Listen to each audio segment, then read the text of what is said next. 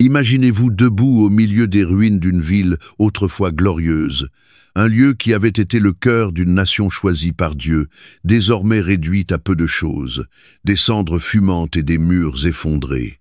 Les rues, jadis animées de vie et de rire, sont aujourd'hui désertes, recouvertes de poussière et d'épaves, tandis que le grand temple autrefois, demeure sacrée de la présence divine, gît en ruine, douloureux, rappel de ce qui fut perdu. Les cris des exilés résonnent à travers les vestiges creux d'un royaume qui fut jadis un phare de bénédiction divine. Et tandis que vous contemplez cette dévastation, vous réalisez qu'il ne s'agit pas simplement de la chute d'un empire politique, mais bien du délitement d'une alliance, d'une fin tragique pour une histoire qui avait commencé avec tant de promesses. Mais ceci ne relève pas uniquement du passé lointain, c'est le reflet d'une vérité récurrente qui traverse les générations, un avertissement solennel. Lorsqu'un peuple se détourne de Dieu, la destruction n'est jamais bien loin. La chute d'Israël et de Juda ne fut pas simplement le fruit d'une malchance politique ou d'une faiblesse militaire, ni même une simple démonstration de la puissance de l'Assyrie et de Babylone sur des nations plus fragiles. En réalité, elle fut avant tout une chute spirituelle, une lente et inexorable décomposition née dans le cœur des rois, qui s'est propagée à leur chef, et finalement a dévoré le peuple tout entier, l'entraînant sur la voie du compromis, de l'idolâtrie et de la rébellion. Ce qui rend cette tragédie encore plus frappante, c'est le contraste entre ce qui était et ce qui aurait pu être. Ce peuple était celui qui, autrefois, incarnait la puissance de Dieu, conduit par de grands rois comme David et Salomon, sous lesquels la nation avait prospéré, tant en force qu'en faveur divine. Mais au fil du temps, le pouvoir les a enivrés et l'attrait des dieux étrangers s'est fait de plus en plus fort. Les dirigeants d'Israël et de Juda ont fini par abandonner la source même de leur bénédiction. Ils ont érigé des autels aux divinités païennes, conclu des alliances avec des nations idolâtres et tourné le dos aux commandements qui faisaient leur distinction. Ils se sont persuadés qu'ils pourraient maintenir leur royaume par la stratégie politique, l'expansion économique et la puissance militaire, oubliant que leur véritable sécurité ne provenait ni des chars, ni des armées, ni des richesses, mais de leur alliance avec le Dieu Tout-Puissant. Alors, l'érosion s'est installée doucement d'abord par les compromis apparemment insignifiants de rois qui toléraient l'idolâtrie au nom de la diplomatie, puis par la rébellion ouverte de dirigeants qui ont plongé leur peuple dans une apostasie totale. Des prophètes furent envoyés, leur voix résonnant dans le désert de la corruption et de la décadence, suppliant la nation de revenir à Dieu avant qu'il ne soit trop tard. Mais le peuple ne voulait pas écouter. Les avertissements furent ignorés, les appels à la repentance restèrent lettre morte, et finalement le jugement tomba non comme un acte cruel de Dieu, mais comme la conséquence inévitable d'une nation qui s'était coupée de la source même de sa vie. Et pourtant, ce qui demeure peut être le plus bouleversant dans cette histoire, ce n'est pas tant la gravité de la chute d'Israël et de Juda que la fidélité inébranlable de Dieu au cœur même de leur échec. Même alors que le jugement s'accomplissait, que les villes brûlaient et que le peuple était emmené en exil, Dieu ne les avait pas abandonnés. Contrairement au roi de la terre, dont les promesses sont passagères et conditionnelles, Dieu demeurait fidèle à son alliance, non parce que son peuple le méritait, mais parce qu'il l'avait décrété. Sa justice exigeait que le péché soit confronté, mais sa miséricorde assurait que l'histoire ne s'arrêterait pas à la destruction. Même dans l'exil, même dans les ténèbres du désespoir, subsistait une promesse, un reste préservé, une espérance que la rédemption n'était pas hors d'atteinte. Alors, que s'est-il réellement passé? Comment un royaume qui avait été le joyau du plan divin sur la terre a-t-il pu tomber dans une ruine si accablante? Et plus encore, où était Dieu dans tout cela? Était-ce la fin de son peuple ou bien, sous les cendres, quelque chose de plus grand était-il en train d'émerger? Le deuxième livre des rois est bien plus qu'un simple récit historique sur l'essor et la chute de nations. Il est comme un miroir tendu à chaque génération, dévoilant les conséquences de la désobéissance, le prix du compromis et la fidélité inflexible d'un Dieu qui n'oublie jamais ses promesses. En parcourant ces pages, Nous assisterons non seulement à la destruction des royaumes, mais aussi au déroulement d'un dessein divin qui transcende l'exil pour conduire à la rédemption, démontrant qu'au cœur même des heures les plus sombres de l'histoire humaine, Dieu est toujours à l'œuvre, façonnant un avenir plus glorieux que tout ce que l'on aurait pu imaginer. Et toi, en lisant ces lignes, t'es-tu déjà demandé où en était ton alliance avec Dieu? Dans les ruines de nos propres compromis, pouvons-nous encore entendre sa voix, appelant doucement au retour, à l'espérance et à une fidélité renouvelée? Avant de commencer, nous vous invitons à cliquer sur « J'aime » et à vous abonner à la chaîne.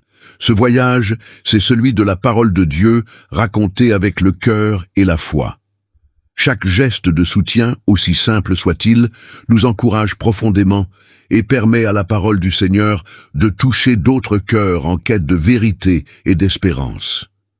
Maintenant, embarquons ensemble dans l'histoire spéciale du jour, là où les pages de la Bible prennent vie, avec profondeur et lumière. Alors que les braises des royaumes autrefois glorieux d'Israël et de Juda s'éteignaient dans la froideur implacable de l'exil, un besoin urgent surgit, le besoin de se souvenir, de comprendre, de donner un sens à cet effondrement brutal. Car il ne s'agissait pas simplement d'une chute politique, mais bien de la dislocation d'une alliance divine, d'une fracture douloureuse dans la relation entre Dieu et son peuple élu, une conséquence si grave qu'elle devait impérativement être consignée pour les générations futures, afin qu'elles ne reproduisent pas le même cycle de rébellion et de ruine.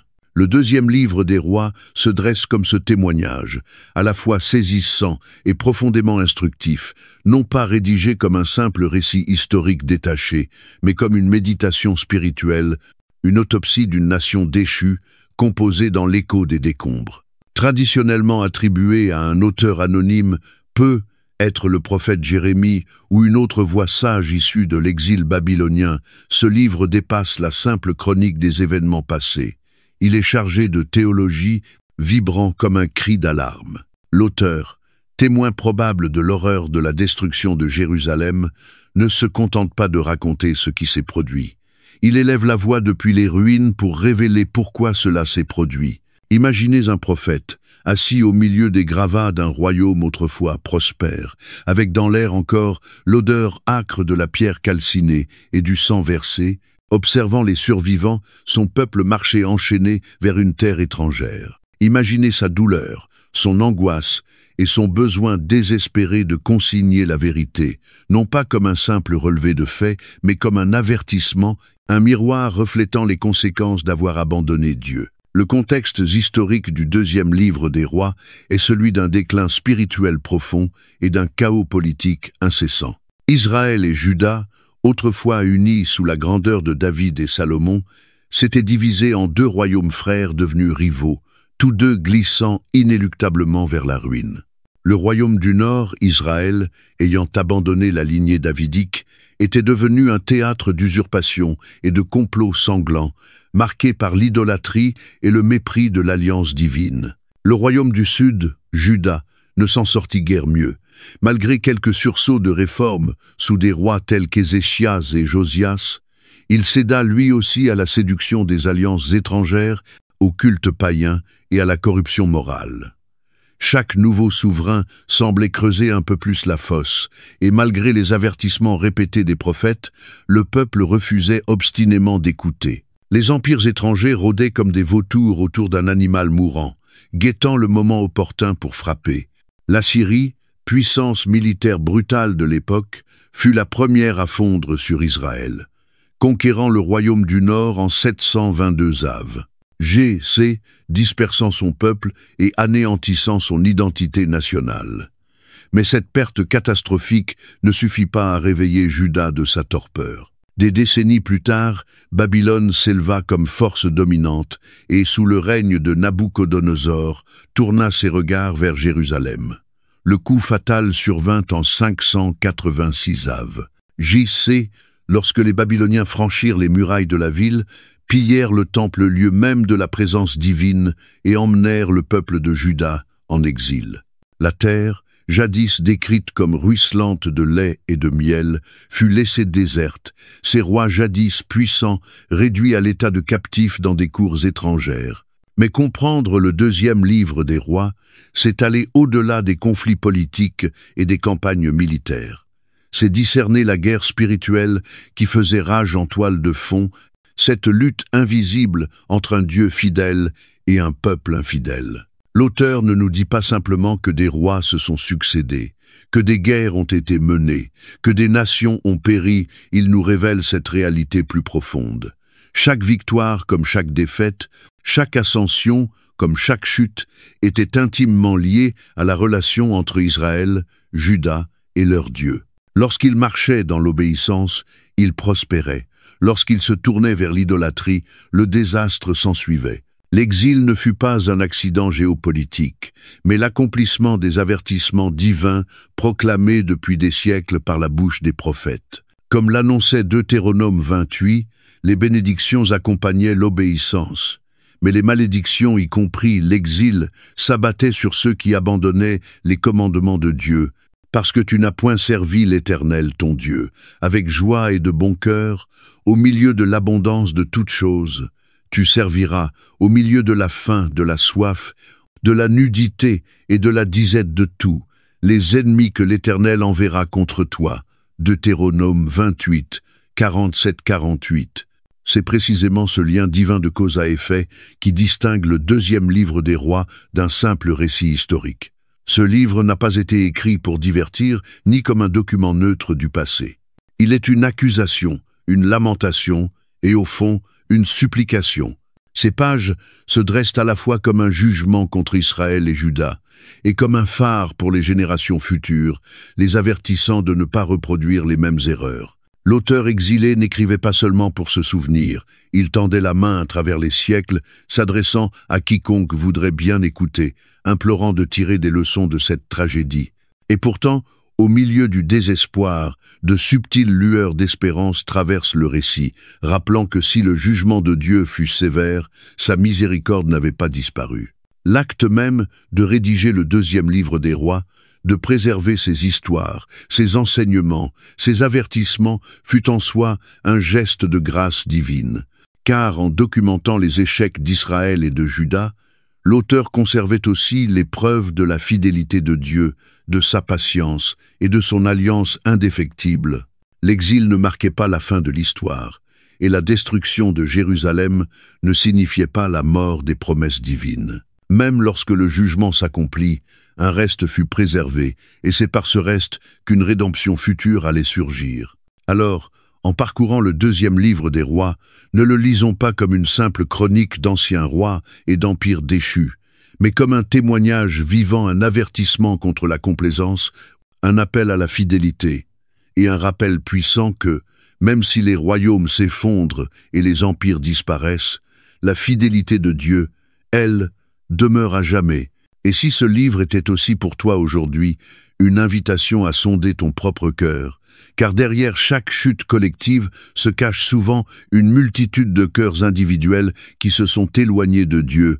N'attendons pas les ruines pour revenir à lui. L'histoire d'Élie ne se termine ni dans la quiétude d'une retraite méritée, ni dans l'effacement progressif de l'influence d'un prophète, mais dans un spectacle divin d'une grandeur si saisissante qu'il scelle à jamais sa place parmi les figures les plus puissantes de l'histoire biblique. Son départ de ce monde ne se fait pas par la mort, comme c'est le sort commun à tous les hommes, mais par le feu, le vent et l'intervention manifeste de la main de Dieu. Pourtant, ce moment n'est pas uniquement centré sur Élie, il est aussi le symbole du passage de relais, de la continuité de l'œuvre divine, de la préparation de celui qui devra prendre la suite.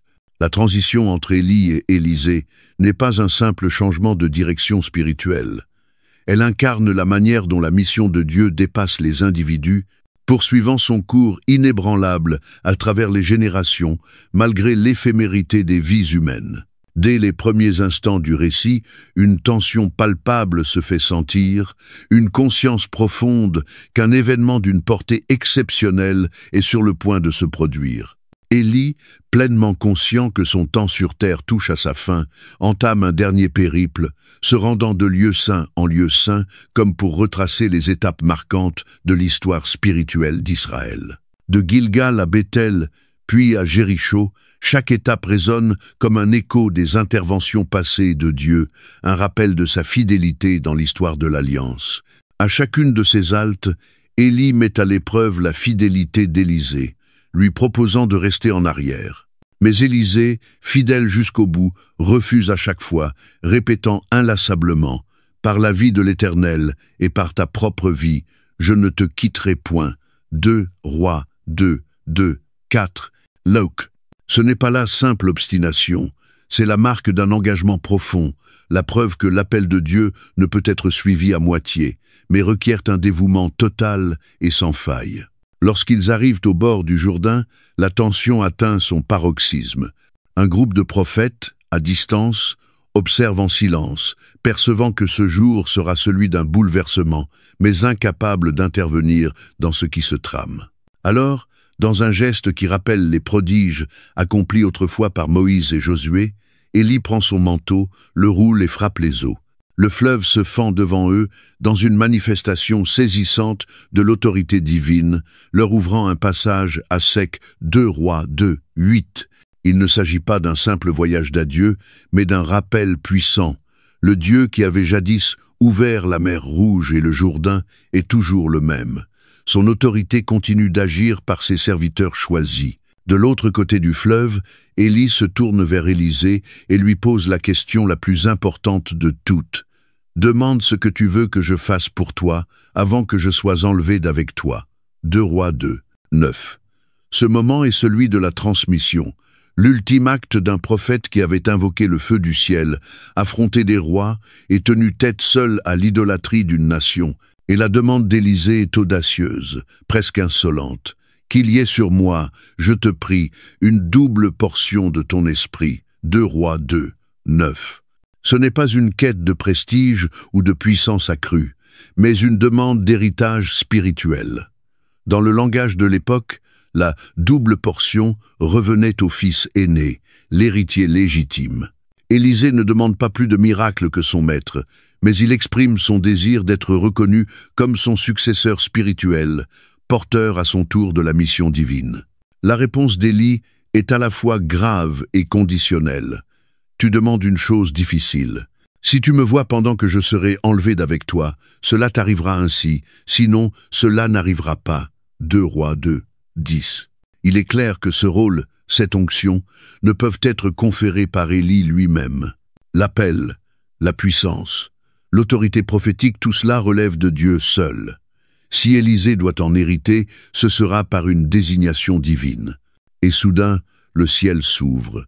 Un char de feu, tiré par des chevaux flamboyants, descend des hauteurs, séparant le maître de son disciple. En un instant, Élie est emporté dans un tourbillon, disparaissant aux yeux d'Élisée. 2 Rois 2, 11. L'image est vertigineuse, un spectacle divin qui échappe à toute compréhension humaine. Dans les Écritures, le feu est fréquemment le signe manifeste de la présence et de la puissance de Dieu. Du buisson ardent devant Moïse à la colonne de feu guidant Israël dans le désert, jusqu'aux flammes consumant l'offrande sur le mont Carmel.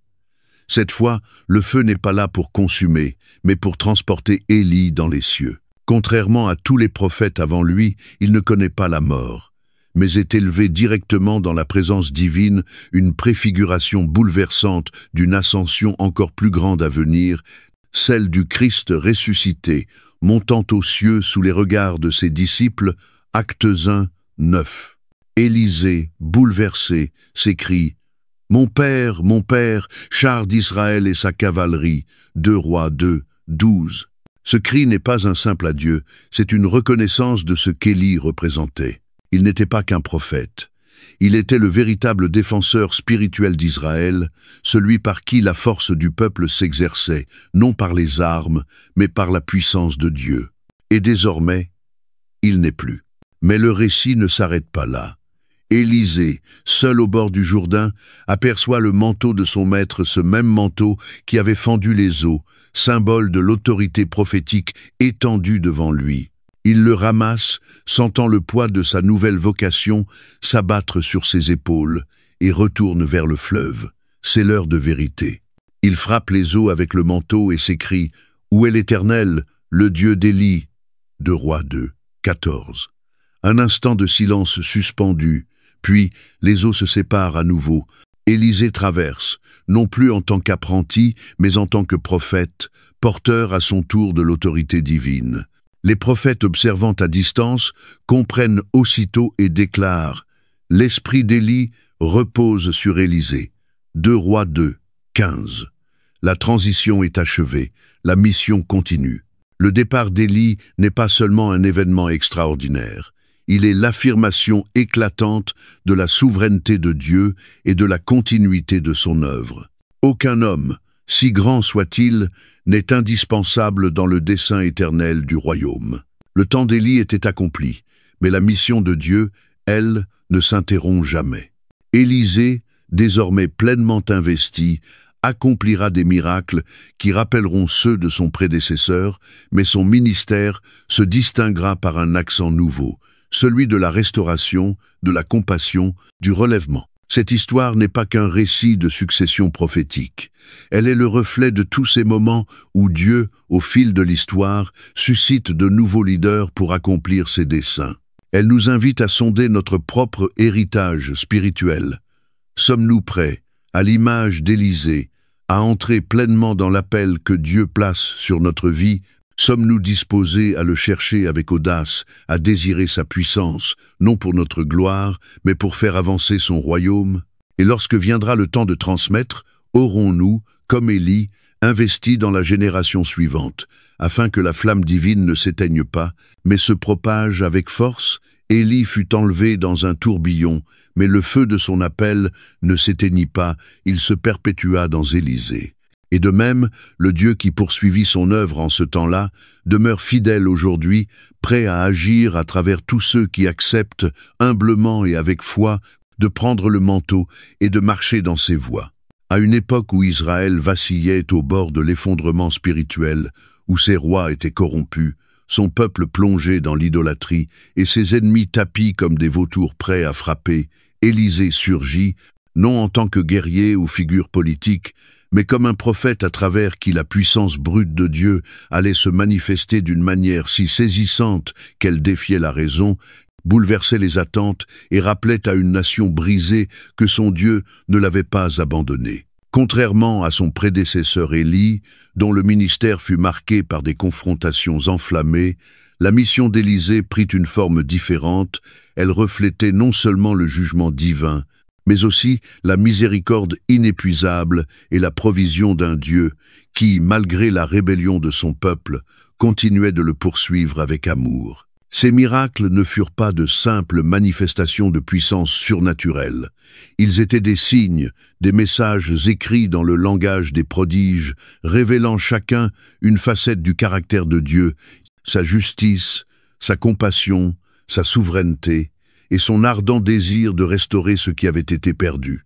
La première démonstration de l'onction d'Élisée se produisit presque immédiatement après l'ascension spectaculaire d'Élie. Se tenant seul au bord du Jourdain, tenant dans ses mains le manteau tombé de son maître, il frappa l'eau à son tour et s'écria « Où est l'Éternel, le Dieu d'Élie » 2 Rois 2, 14. Un instant suspendu, comme si le ciel lui-même retenait son souffle, puis soudain, en une confirmation éclatante, les eaux se fendirent comme elles l'avaient fait pour Élie, pour Moïse et pour Josué avant lui. Ce geste proclamait avec force que le Dieu qui avait conduit son peuple à travers la mer Rouge et jusqu'à la terre promise était toujours là, toujours puissant, toujours à l'œuvre à travers son serviteur choisi. Ce n'était pas une simple répétition d'un acte passé, c'était l'affirmation que l'autorité divine reposait désormais sur Élisée, non par le nom, mais par la puissance même de Dieu.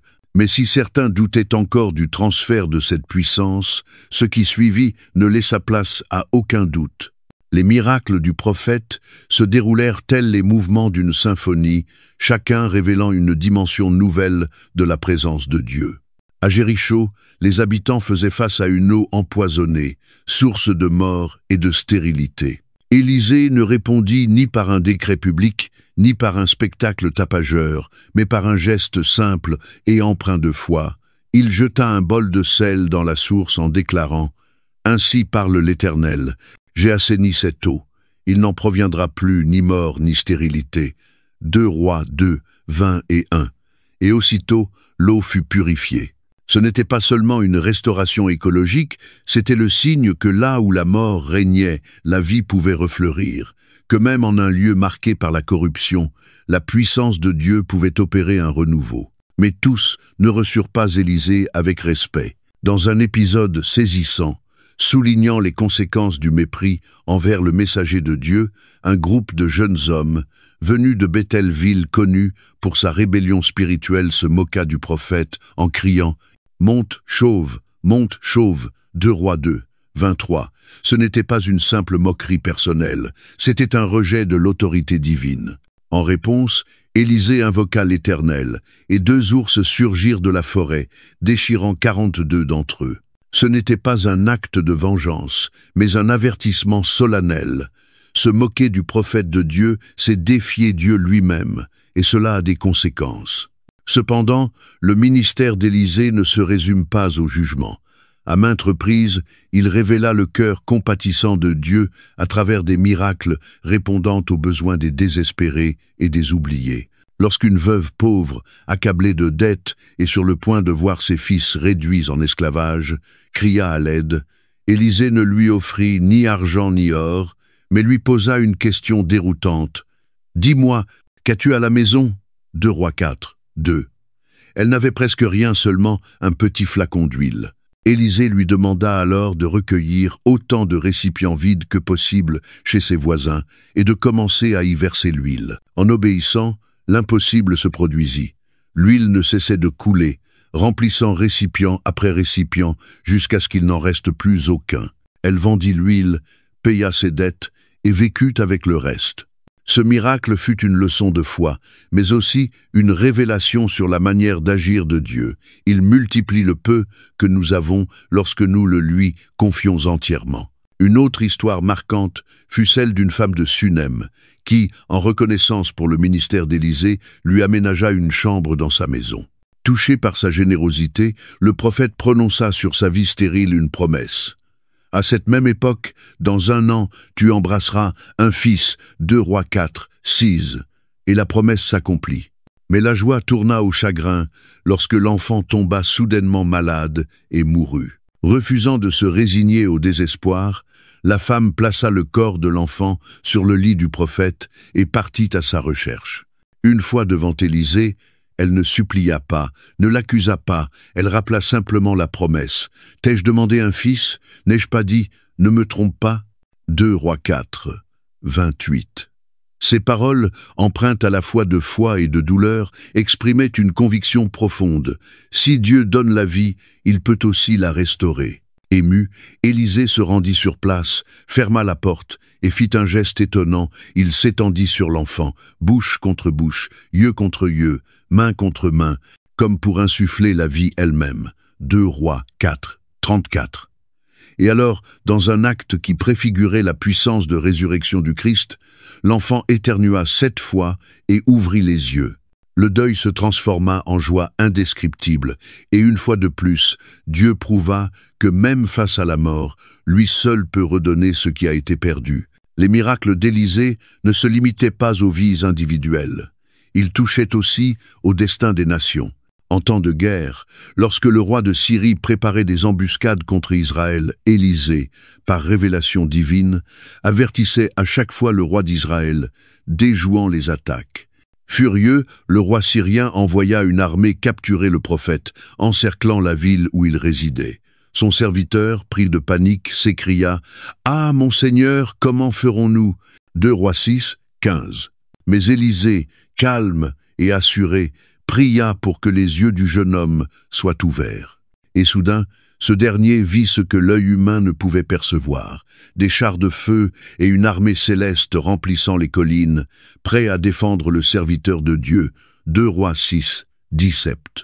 Ce qui semblait être une défaite certaine était en réalité une protection divine, un rappel que les forces de Dieu surpassent et dominent toute menace terrestre. Le ministère d'Élisée fut une démonstration ininterrompue de la puissance, de la compassion et de la souveraineté de Dieu, prouvant qu'aucune crise ni personnelle, ni nationale n'était hors de portée pour lui. Qu'il s'agisse de multiplier l'huile pour une veuve, de ressusciter un enfant, de nourrir 100 hommes avec quelques pains, 2 Rois 4, 42-44, ou de révéler des armées célestes au cœur du danger, Élisée incarnait cette vérité fondamentale. Dieu n'est ni distant, ni indifférent, mais pleinement à l'œuvre dans la vie de son peuple. Ces miracles n'étaient pas de simples merveilles, ils étaient des messages, proclamant qu'au milieu du chaos, dans les profondeurs du désespoir, face aux obstacles les plus insurmontables, Dieu demeure présent, puissant et fidèle. Et tandis que nous méditons sur la vie d'Élisée, une question s'élève: où voyons-nous Dieu agir aujourd'hui dans notre propre vie? Sommes-nous prêts à lui faire confiance avec ce que nous avons de plus modeste, croyant qu'il peut le multiplier? Reconnaissons-nous sa protection invisible lorsque l'ennemi nous semble supérieur? Et surtout, comprenons-nous que sa puissance n'est pas reléguée au passé, mais qu'elle est toujours vivante et disponible pour ceux qui marchent avec foi? Le même Dieu qui a agi à travers Élisée œuvre encore dans l'histoire, appelant chacun de nous à lui faire confiance, même dans les temps les plus sombres. Que cette réalité ranime notre espérance, renforce notre foi, et nous pousse à vivre avec l'assurance que le Dieu des miracles marche encore parmi nous. Le royaume d'Israël était devenu un désert moral, ravagé par la corruption, l'idolâtrie et la trahison. Une nation qui s'était tellement éloignée de Dieu que la justice semblait n'être qu'un souvenir lointain, et la droiture, un écho effacé d'un passé oublié. La maison d'Achab, une dynastie marquée par une arrogance débridée et une dépravation sans bornes, n'avait pas seulement conduit le peuple à adorer. Baal, elle avait institutionnalisé le mal, érigé la rébellion contre Dieu comme socle de son pouvoir. C'était un royaume pourri de l'intérieur, dirigé par des leaders assoiffés de pouvoir, où les prophètes étaient réduits au silence et les autels souillés par le sang des innocents.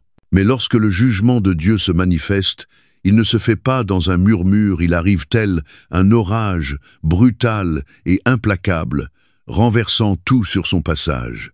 Et dans le cas d'Israël, cet orage avait un nom, Jéhu. Son histoire ne commence pas par l'ambition politique ou la soif de pouvoir.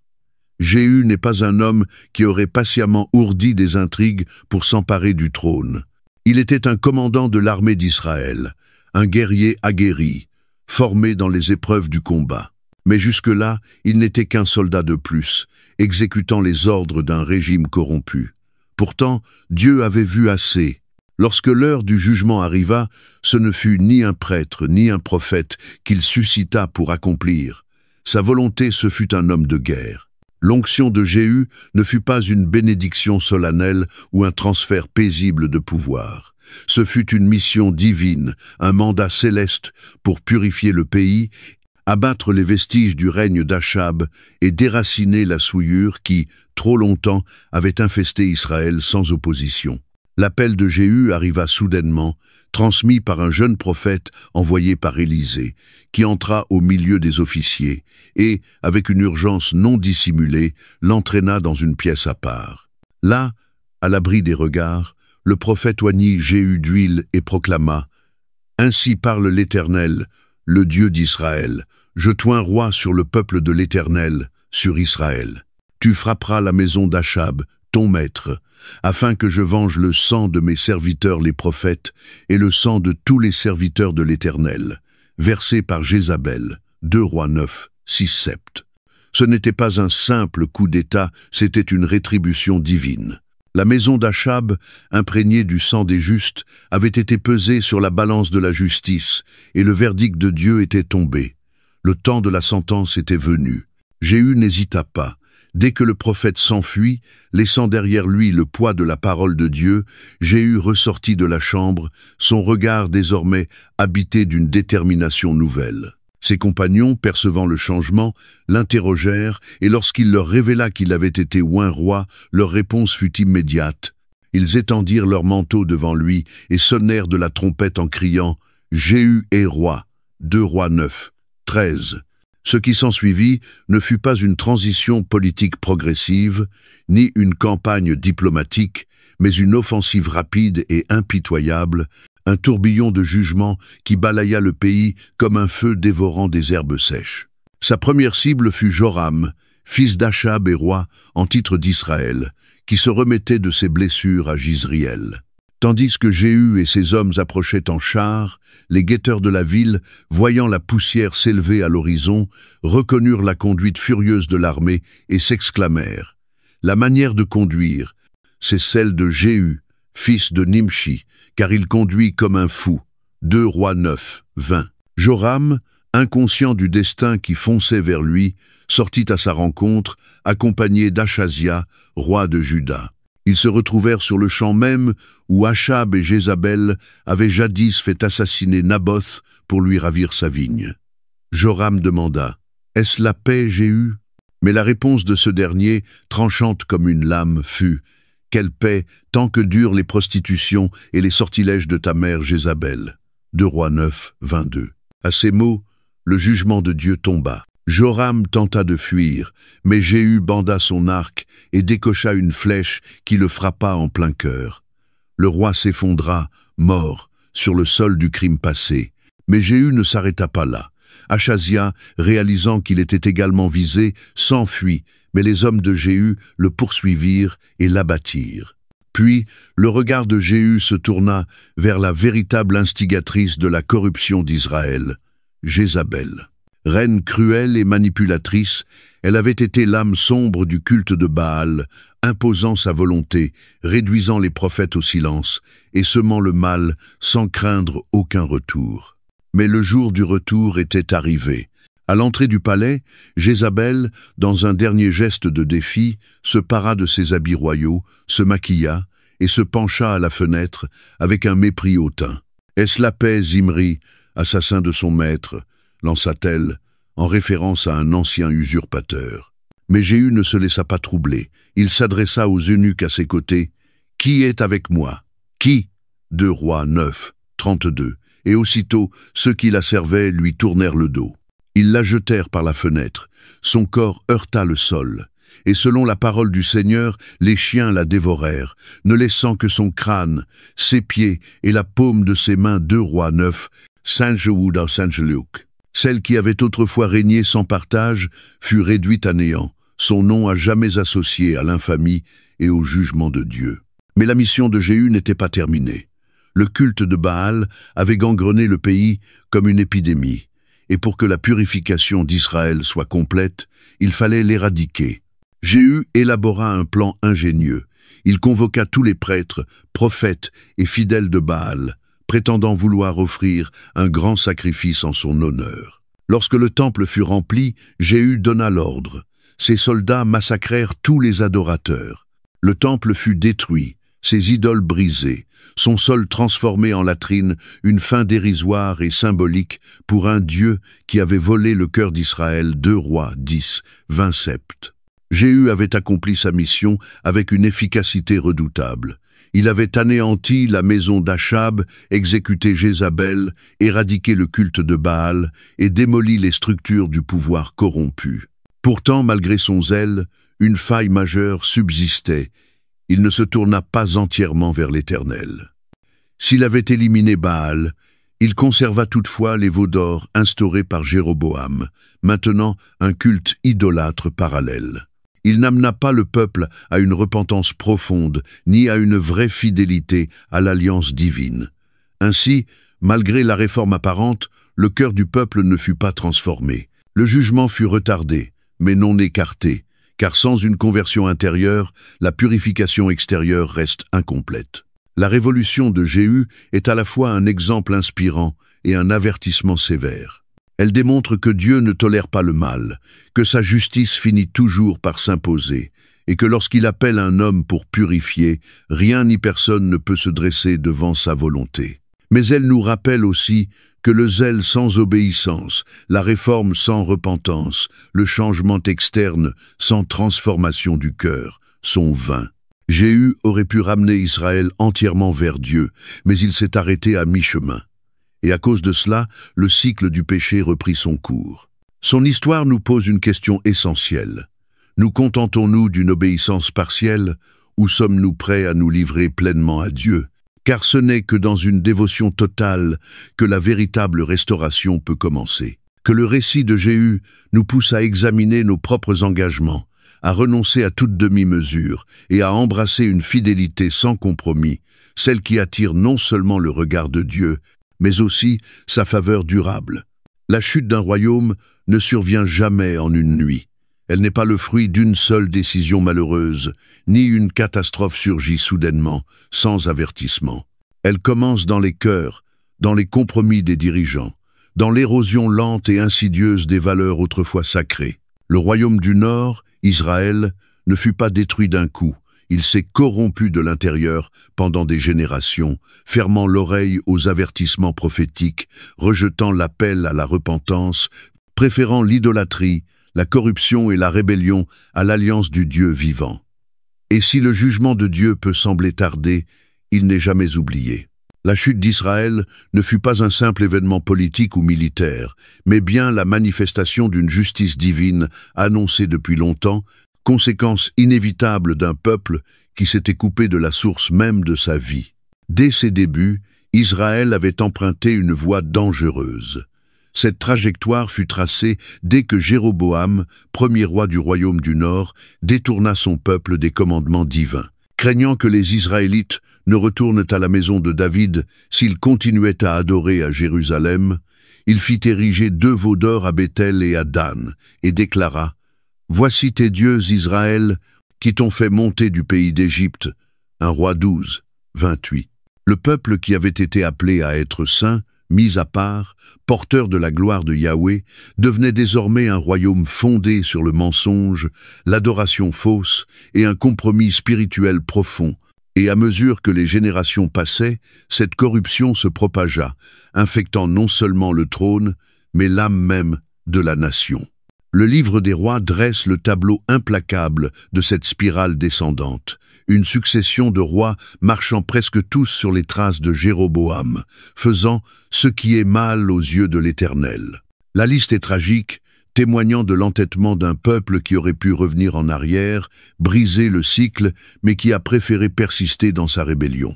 Achab, le plus célèbre d'entre eux, ne se contenta pas de perpétuer les fautes de ses prédécesseurs.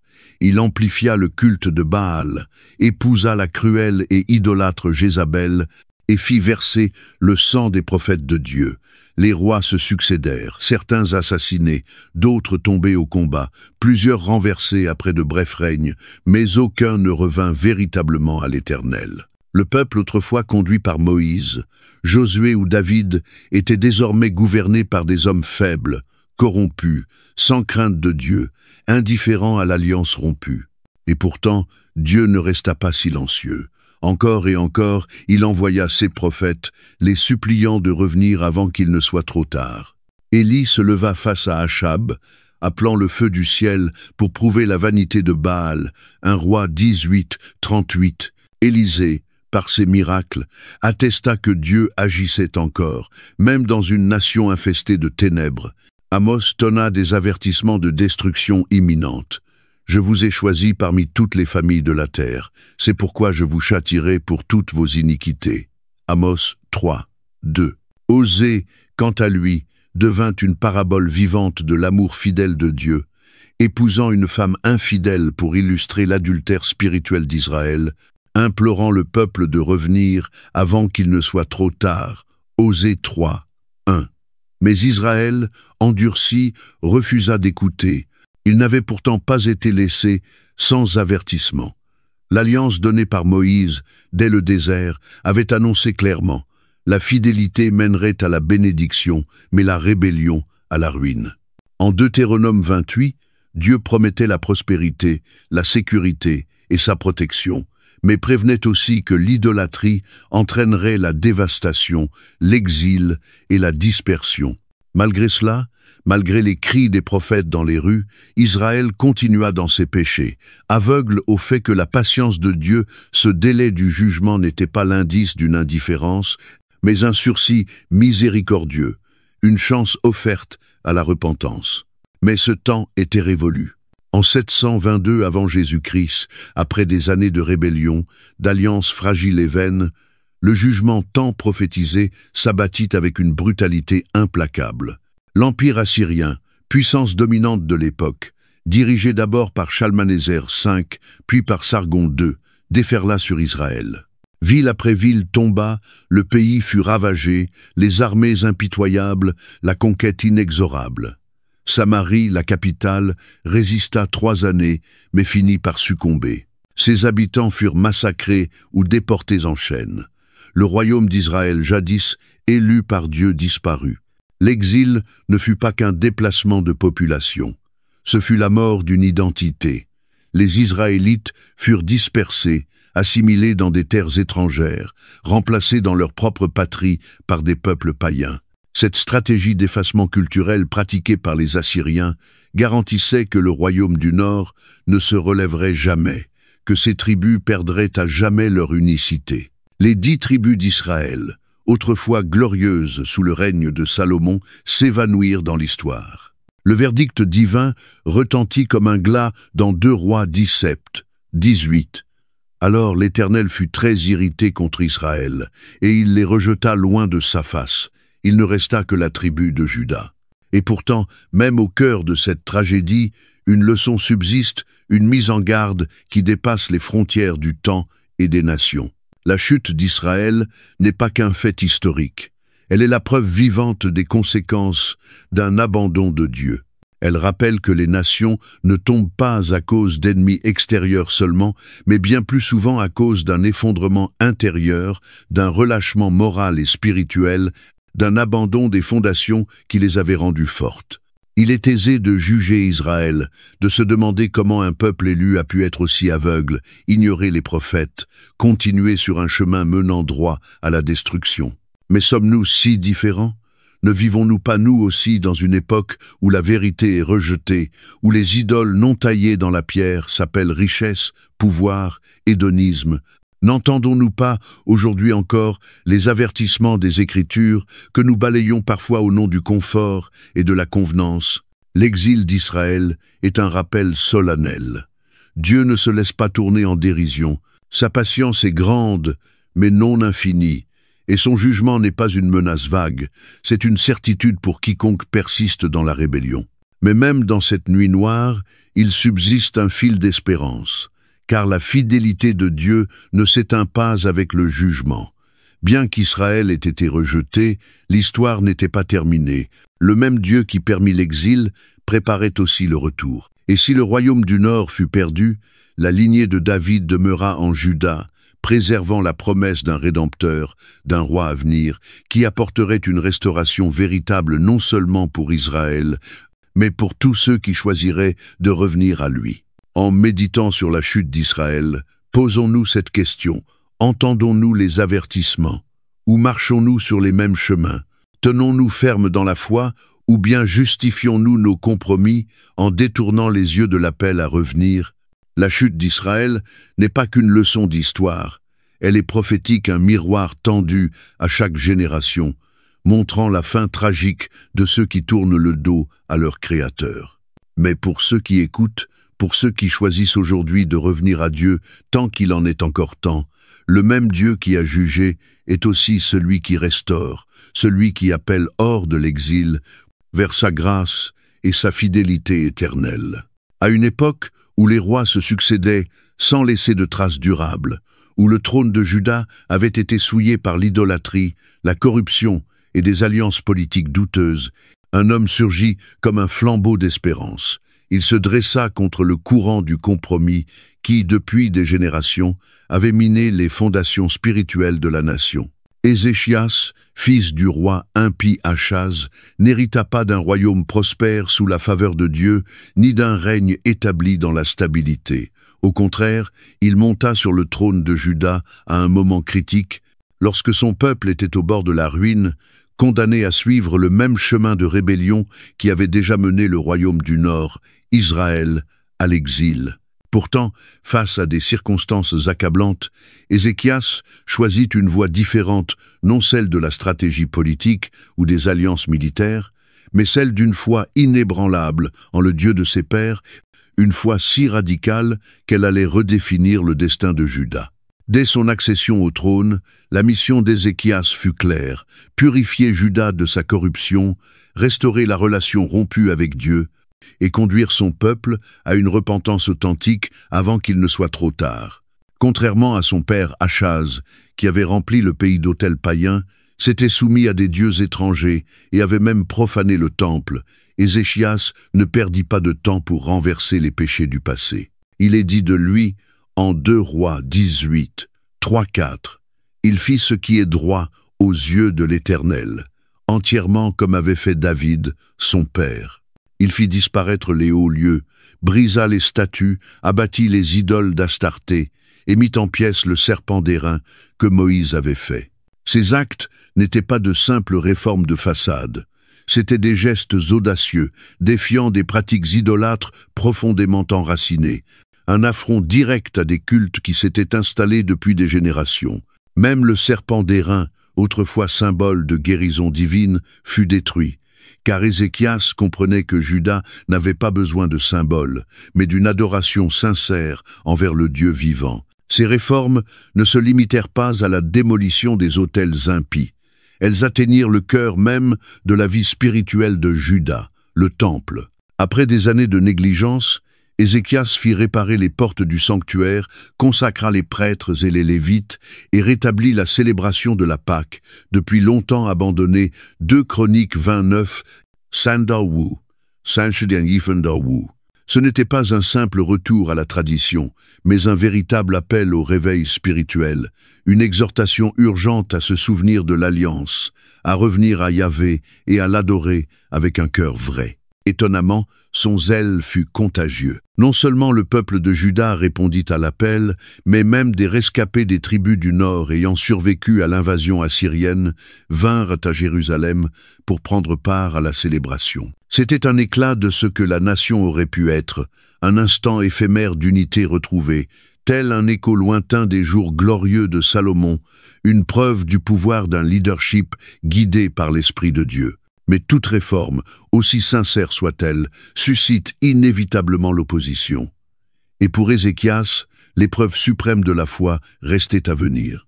Tandis que Juda se reconstruisait spirituellement, la puissance impériale la plus redoutable de l'époque, l'Assyrie, avançait inexorablement. Le royaume du Nord était déjà tombé, ses villes en ruine, son peuple dispersé.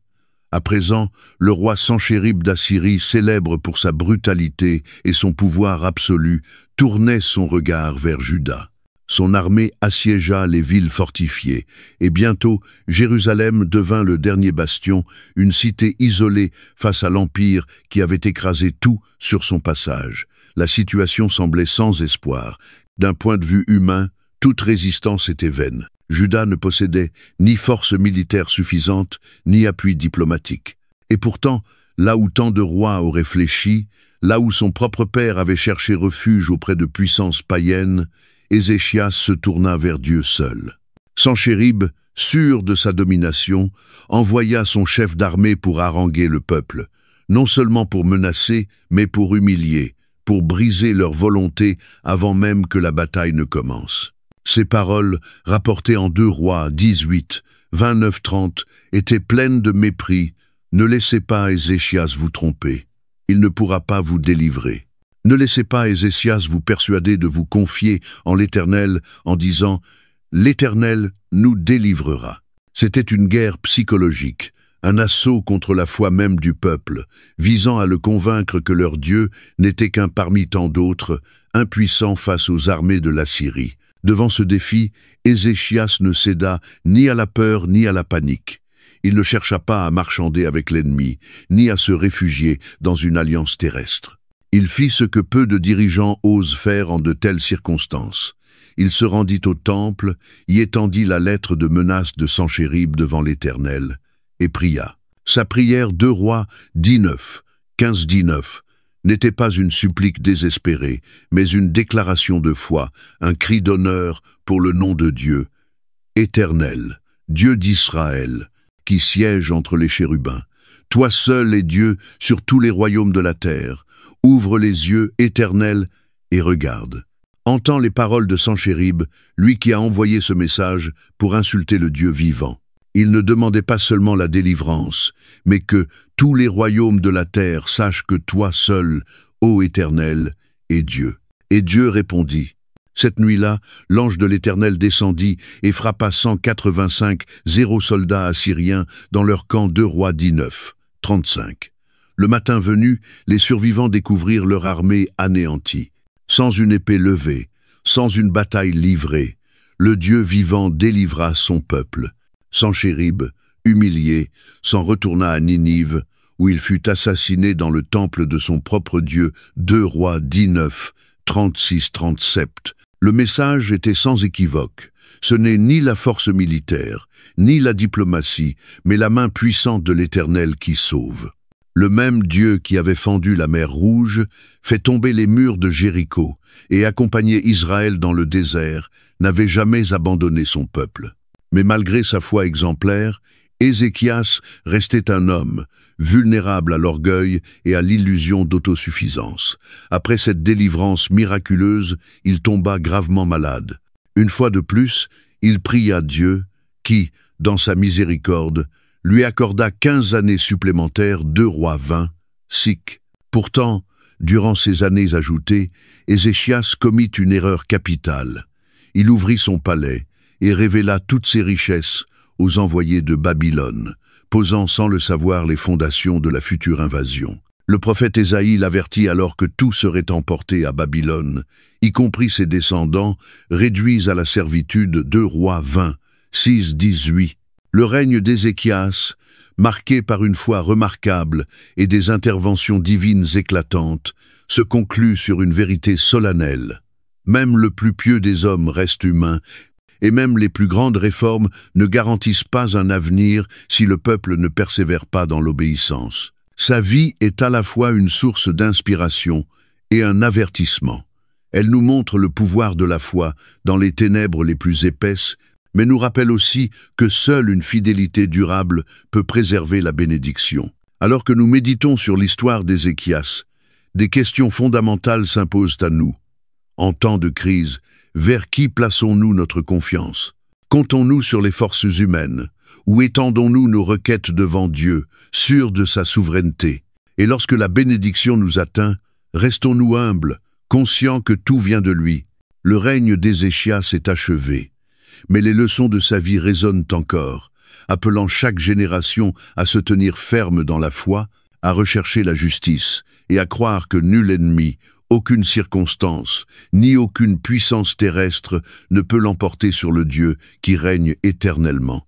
L'histoire se déroule souvent comme une fresque de contraste, où la lumière et les ténèbres, la fidélité et la rébellion, l'élévation et la chute coexistent, révélant la tension entre le libre arbitre humain et la souveraineté divine. Nulle part ce contraste n'est plus saisissant que dans les règnes de 2 rois de Juda, Manassé et Josias, l'un ayant précipité son peuple dans les profondeurs de la déchéance, l'autre ayant ravivé l'une des plus grandes réformes spirituelles de l'histoire d'Israël. Séparés d'une seule génération, leurs vies offrent un rappel poignant. Une nation peut s'effondrer en un instant, mais même dans les heures les plus sombres, la miséricorde de Dieu peut encore faire renaître l'espérance. Lorsque Manassé monta sur le trône de Juda, la nation vivait encore à l'ombre de la fidélité de son père, Ézéchias. Celui-ci avait renversé les idoles, restauré le culte véritable et placé sa confiance en Dieu alors qu'un empire menaçait d'engloutir son royaume. Mais, en un retournement tragique, Manassé ne poursuivit pas l'œuvre de son père.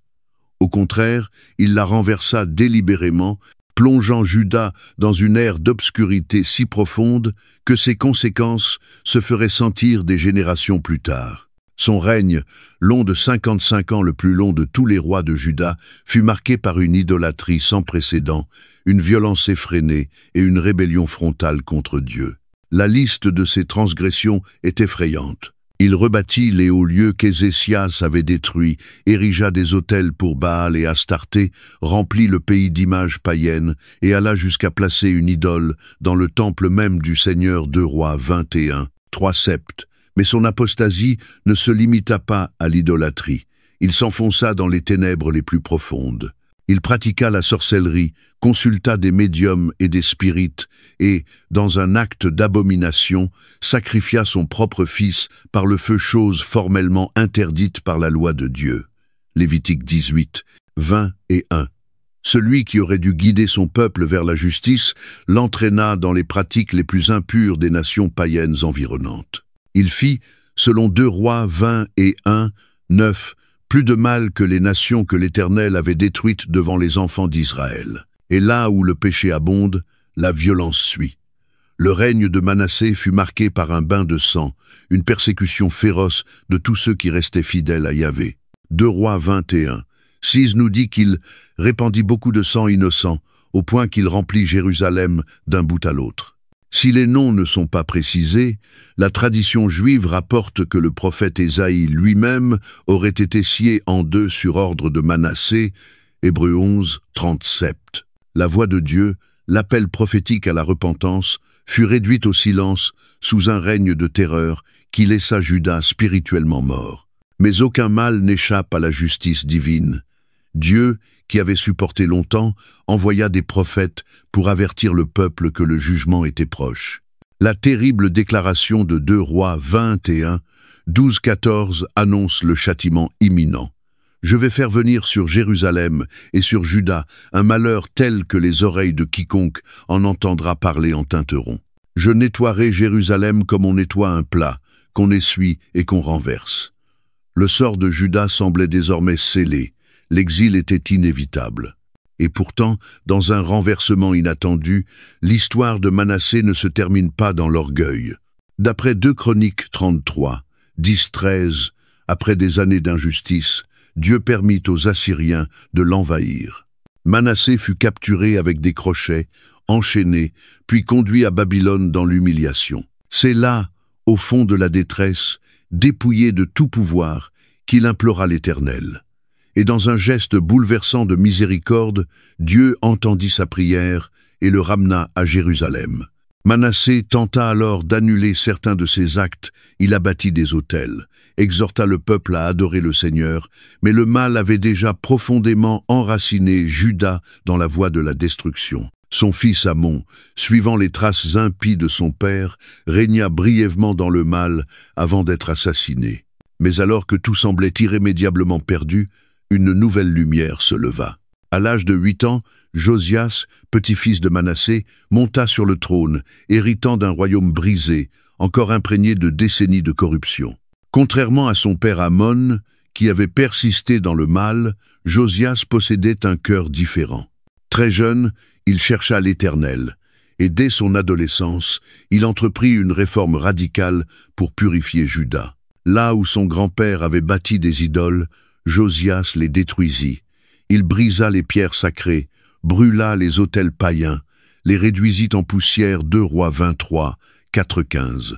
Il ne se contenta pas de réformes extérieures, il extirpa les symboles même de la rébellion, allant jusqu'à profaner les tombes des prêtres infidèles, accomplissant ainsi une prophétie ancienne, 1 Roi 13, Mais son plus grand moment survint lorsqu'on découvrit, lors de la restauration du temple, le livre de la loi oublié. À sa lecture, Josias fut bouleversé.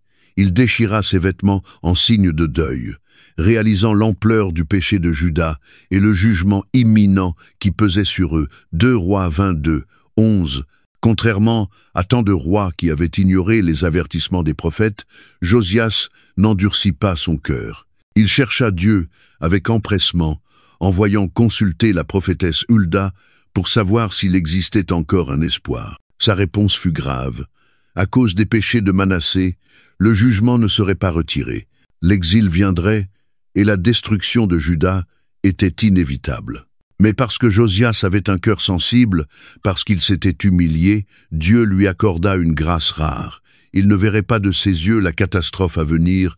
2 Rois 22, 10-9-20. Alors, sachant que ses efforts ne changeraient pas le destin collectif, Josias persévéra, conduisant Juda dans l'un des plus grands réveils spirituels depuis Samuel. Il rassembla le peuple, renouvela l'alliance et rétablit la Pâque avec une ferveur oubliée depuis des siècles. 2 Rois 23, 20 et 1 23. Il donna à Juda une dernière chance de se tourner vers Dieu, un ultime souffle de vie spirituelle avant la tempête de Babylone. Mais même le réveil le plus sincère ne peut effacer les fautes passées. Josias tomba au combat, blessé par une flèche lors d'un affrontement avec Pharaon Nécho d'Égypte, 2 Rois 23, 29. Et à sa mort, l'élan de réforme s'éteignit. Les rois suivants retombèrent dans le mal. Et en une génération, Babylone assiégea Jérusalem, détruisit le temple, démolit ses murailles, et emmena le peuple en exil, comme les prophètes l'avaient annoncé. Manassé et Josias, 2 rois, 2 héritages. L'un nous avertit, lorsque l'on abandonne Dieu, on s'ouvre à la ruine. Lorsque le péché n'est pas confronté, il corrompt jusqu'à l'âme d'une nation. Pourtant, même dans son horreur, son histoire murmure l'espoir, car aucun être n'est hors de portée de la grâce divine. L'autre, Josias, se dresse comme une lumière dans les ténèbres, prouvant qu'en pleine époque de jugement, une foi sincère peut encore briller. Sa vie nous appelle à l'action, nous presse à chercher Dieu de tout notre cœur, à affronter le péché sans compromis et à marcher dans la fidélité, même si le monde s'effondre autour de nous. Le royaume de Juda tomberait, mais les leçons de ces 2 rois demeurent, résonnant à travers les siècles pour nous poser une question brûlante. Quelle voie choisirons-nous? Celle de Manassé menant à la ruine, ou celle de Josias menant au renouveau spirituel, même au seuil du jugement? Le choix, comme toujours, nous appartient. La chute d'une nation ne survient que rarement de manière soudaine. Comme une avalanche née d'une pierre détachée, la destruction commence souvent par un glissement lent imperceptible d'abord, puis inévitable, enfin catastrophique.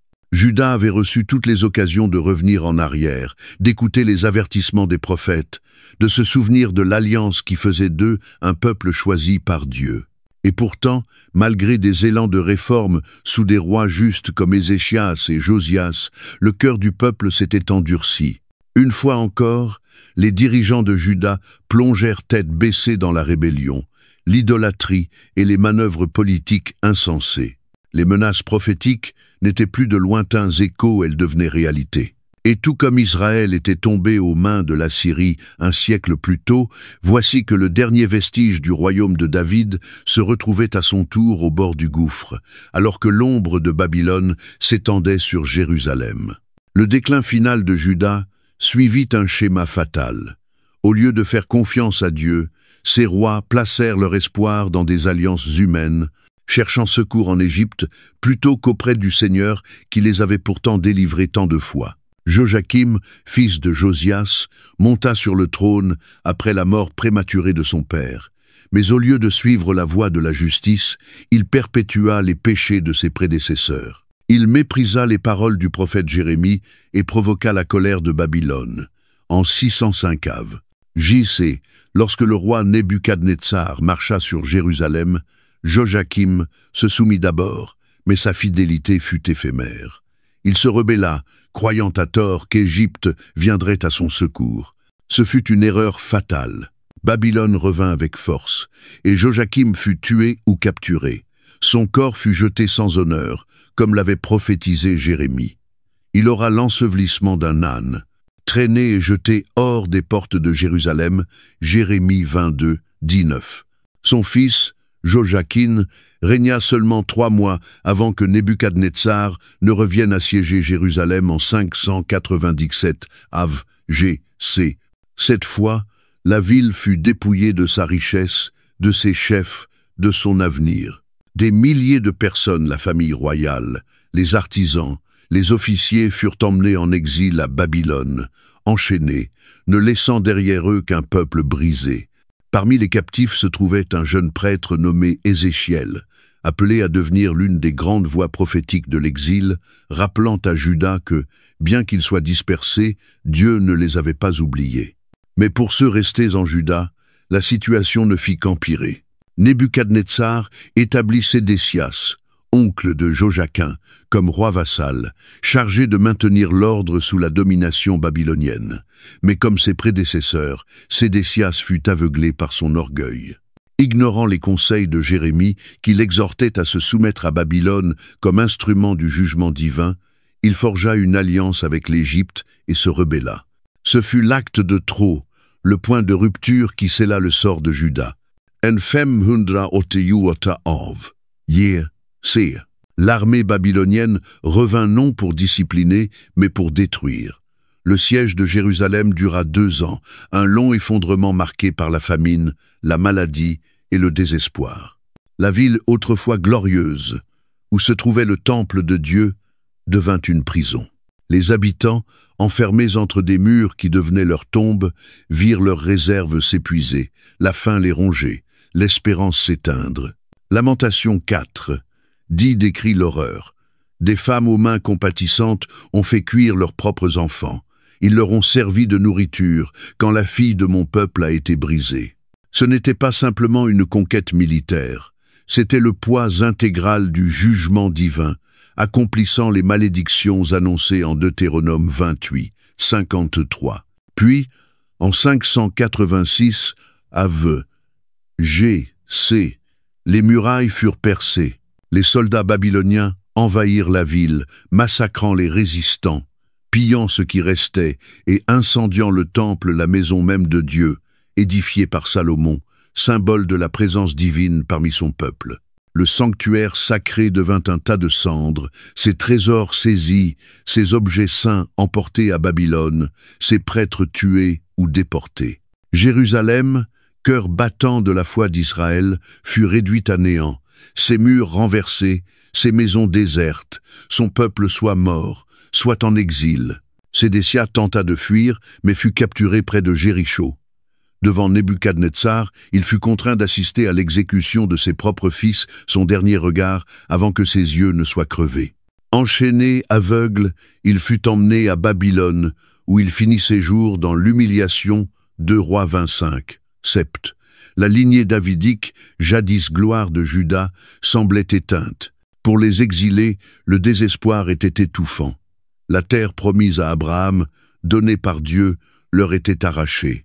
Le temple où l'on offrait les sacrifices était en ruine. Leur identité nationale, leur vocation sacrée, tout semblait perdu. Et la question douloureuse du psalmiste résonnait parmi eux.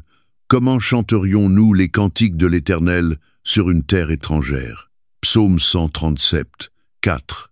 Dieu les avait-il abandonnés? Et pourtant, même dans le jugement, il subsistait un reste. Les prophètes n'avaient pas seulement annoncé la destruction, ils avaient aussi proclamé la restauration. Bien que Juda ait été exilé, l'alliance n'était pas rompue au-delà du rétablissement. Jérémie écrivit aux exilés, les exhortant à planter des jardins, à bâtir des maisons, à rechercher le bien de la ville où Dieu les avait envoyés, et leur promit que, dans 70 ans, le Seigneur les ramènerait. Jérémie 29, 10.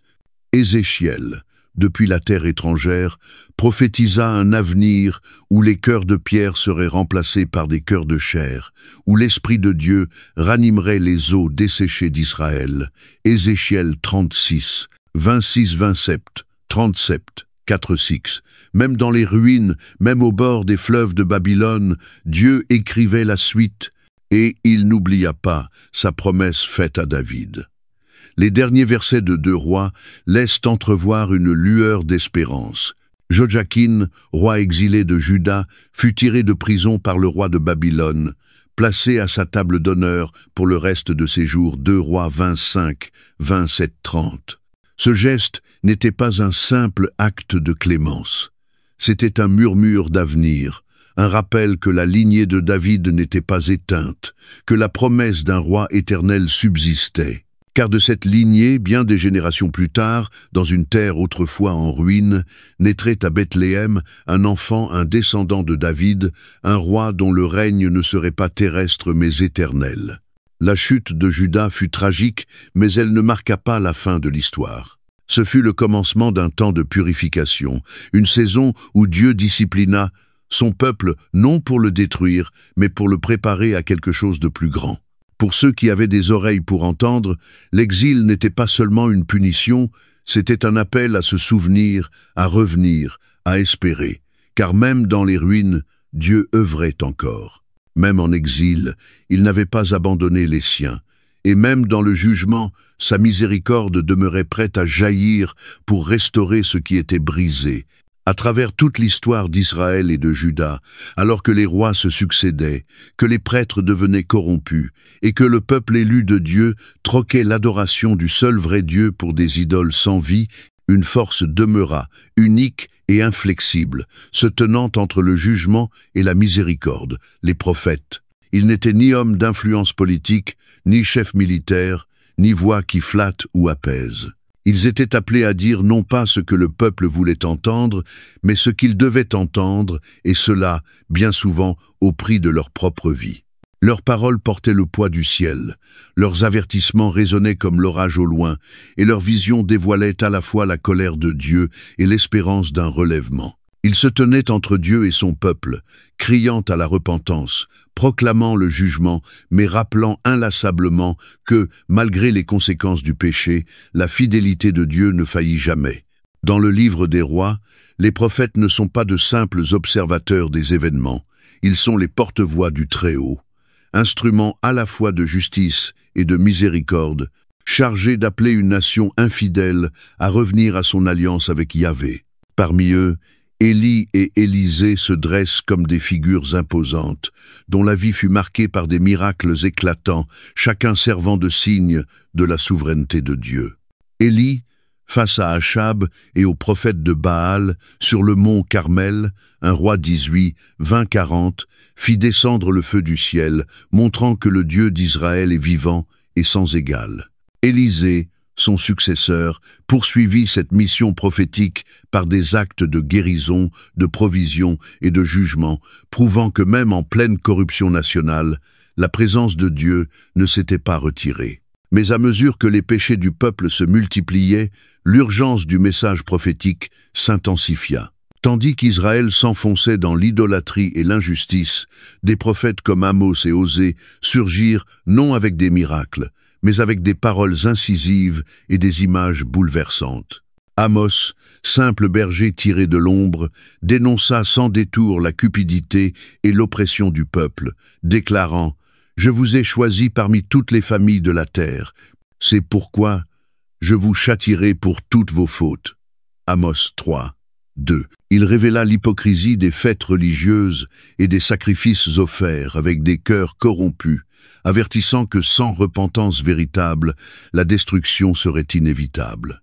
Osée, quant à lui, n'annonça pas seulement l'infidélité d'Israël, il l'a vécue.